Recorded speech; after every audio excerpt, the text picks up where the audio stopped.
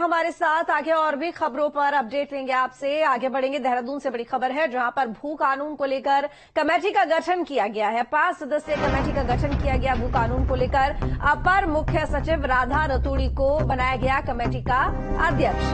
प्रमुख सचिव न्याय विभाग को सदस्य बनाया गया है। सचिव राजस्व विभाग उत्तराखंड को सदस्य बनाया गया है कमेटी का।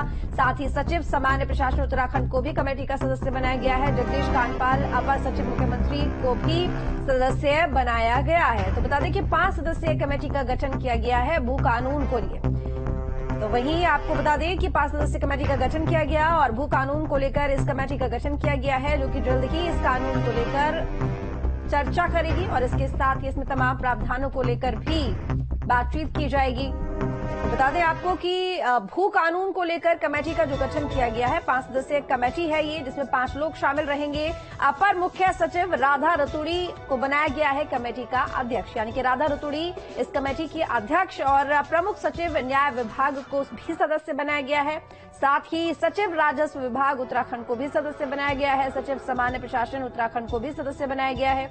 जगदीश कांडपाल अपर सचिव भी यहाँ पर इस कमेटी के जो सदस्य हैं वो बनाए गए हैं। तो बता दें कि ये 5 सदस्य कमेटी है जिसमें 5 सदस्य हैं और उनके बारे में हमने आपको जानकारी भी दी कि कौन कौन लोग इस कमेटी में शामिल है। अगर अध्यक्ष की बात करें तो बता दें कि अपर मुख्य सचिव राधा रतूड़ी इस कमेटी की अध्यक्ष बनाई गई है। तो बता दें कि आपको अजीत राठी इस खबर पर ज्यादा जानकारी के लिए हमारे साथ लगातार बने हुए हैं। अजीत, आपसे जानना चाहूंगी, देखिए भू कानून को लेकर 5 सदस्यीय कमेटी का गठन किया गया है जिसमें राधा रतूड़ी को अध्यक्ष बनाया गया है। इसके साथ ही 4 लोग और शामिल है, और क्या कुछ जानकारी? देखिए, भू कानून को लेकर और मूल निवास को लेकर के यहाँ पर यूथ जो है बड़े पैमाने पर आंदोलन कर रहा है। तो मूल निवास का जो इशू था उसको सरकार ने कल आधा समाधान उसका करने की कोशिश की थी कि जो यहाँ के मूल निवास प्रमाण पत्र धारक होंगे तो उनको अस्थायी निवास प्रमाण पत्र की रोजगार में जरूरत नहीं होगी। लेकिन एक भू कानून का मामला भी पिछले कई सालों से चला आ रहा है। यहाँ नए भू कानून की मांग चली आ रही है और उसको लेकर के मूल निवास और भू कानून को लेकर 24 तारीख को यहाँ पर एक बड़ा जलसा, एक मजमा लगने वाला है और पूरे प्रदेश के कोने कोने से यहां यूथ के पहुंचने की एक संभावना बन रही है।